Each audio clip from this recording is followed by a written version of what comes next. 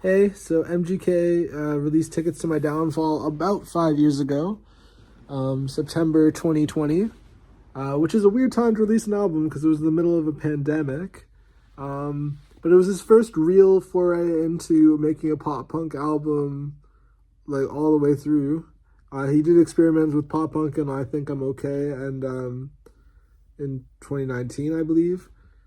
This is his first like full album of doing it, and I think he did a really good job. And I just wanted to re-listen to it and re-explore it and talk about it.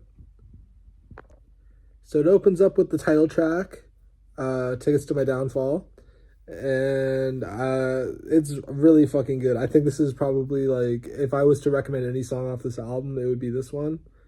I just think it's one of the best pop punk songs I've heard in the last decade, and there's a lyric that's in it saying, "I used the razor to take off the edge." At this time, I was cutting myself as well, and just knowing that MGK was at the same time was like it made me relate to him a lot. I don't cut myself anymore though.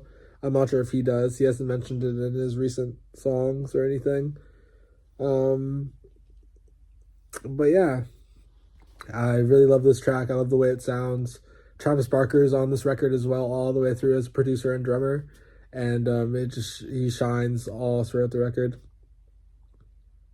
And I think MGK's voice is perfectly suited for pop punk.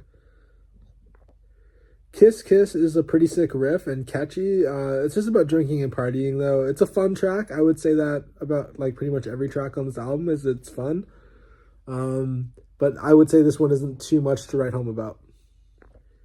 Drunk Face is also super fun, catchy as fuck, and I would recommend this over Kiss Kiss for sure. Um, if you're looking for just like a fun song.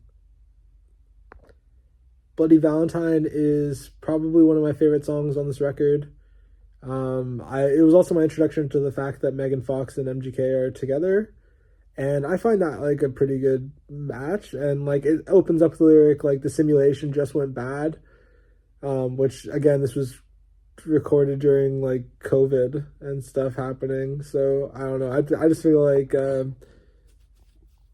it's like a love song and during a time when like the world's falling apart. That's what the song feels like. Forget Me Too is a breakup song, featuring Halsey, and Halsey kills it. Like I think she does a really good job. Like she just has so much passion and like control in her voice. And MGK holds his own against this powerhouse of pop. Like he still like shines throughout the whole song, and there's some really good lyrics in here, and I would highly recommend it if you're into like breakup songs. Check it out. All I Know Is Next, and it is such a great track. It quotes Socrates, and I think that's really cool for a pop punk song to quote Socrates. Um, Trippie Redd is featured on here, and I will say that Trippie Redd's feature isn't the strongest, although Trippie has like a great voice and shit. I think he really pulls his own and holds his own on the Genre Sad Boy project they had together. But on this, it's just lyrically not all there. There's also a lyric that's like talking about like people making fun of MGK and like how fun and easy it is to do that while he's like crumbling and like going through it.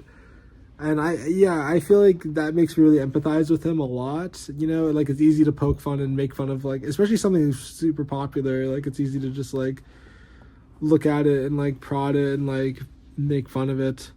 But to know that they're still human is important, and like that they're just like, especially artists are just trying to create like art, like they're not really trying to be a bad person, and yeah, I don't know. That line always makes me really empathize with MGK. Lonely is one I never really like put on playlists or anything, but like every time it comes on, it hits me hard. Like I'm just like, this is a great fucking song. He talks about like issues with his dad, his mom leaving, and people like who died too soon, and how the world feels lonely without them. And Yeah, I don't know. I just feel like everyone could kind of like relate to the song. Like, everyone probably has felt like lonely in a room full of people before. And I just see this one going off live and being like really hard hitting and effective. And it affects me every time I hear it. So I hope you guys like this one as well. World War III is like a fun, fast, like 1 minute long song.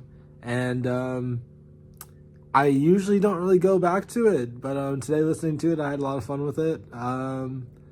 And yeah, I don't think he's addressing like Ukraine and Russia that war or like Palestine and Israel or anything like that. It's just more like people are mean. I think that's what he's saying in World War III. People are mean today. But yeah. Next is Concert for Aliens, and it has this like really like I don't know. It's just like a nice little like interlude or introduction with like Pete Davidson and MGK like on a phone call, pretending to be aliens and stuff. I like their friendship. It makes me like I don't know, just happy. Like I don't know. It feels like this record was like made with like so much fun and like friendship and like all that shit, you know. And Concert for Aliens is just like a super super fun track. Reminds me of Aliens Exist by Blink 182. And also at the time, like you weren't able to like have concerts really, like because again it was COVID. So I guess like they're just playing in their backyard or wherever they were, and they're like pretending like they were playing for aliens. I bet, and I think that's like pretty cool. My Ex's Best Friend is like not a pop punk song, so it's kind of weird that it's on the album. Um, but it's also MGK's biggest song to date, like streaming wise and like numbers wise. It's like the most successful song he's ever had so far. And I would say it's extremely catchy and a really good song. And like, the only flaw is it's maybe like not pop punk enough to be on the record, but it's on the record and majorly successful and, a great move to put it on there. Jawbreaker, while extremely catchy, is lyrically not my favorite and kind of feels like a filler song a little bit, While still being good, it's just like it feels like filler to me. Nothing Inside, I feel very similarly to Jawbreaker. I'd maybe put this one a little bit above Jawbreaker lyrically. Um, I just don't care for it. I think it's a filler song and could easily be removed from the track listing. Banyan Tree Interlude is like, I don't know, it's really cute, like having the voice memos or like voice recordings of Megan Fox and MGK talking to each other. And like, I feel like it's a moment in time that can't be repeated. So it's cool that they caught it on, recording. But the actual song itself just is like too simple lyrically for me. I understand it's an interlude, but like, yeah, I don't know. If it wasn't for the voice memos, I don't think this would be worth listening to. Um, but yeah, the voice memos are really good on here. Play This When I'm Gone is just a song for his daughter for when he's dead. And I don't know. I think it's a really sentimental, beautiful little song that just ends with him repeating, I'll miss you, I'll miss you, I'll miss you over and over again. And yeah, it gets me in my feels listening to this song for sure. Overall, I'm feeling like an 8 out of 10 on this record. I think it's like a classic pop punk record for all time for sure. Um, it's a lot of fun. It's got some heartfelt moments in there. And yeah, I don't know. It's got like some epic drumming from Travis Barker all throughout the whole album. And I think if you like pop punk, the genre, you'll probably like this record. If you haven't given it a chance and you like just because of MGK or something, I would say just give it a listen to the first song, see how you feel. And yeah, 8 out of 10. Thanks for listening. I hope you guys enjoy this album too.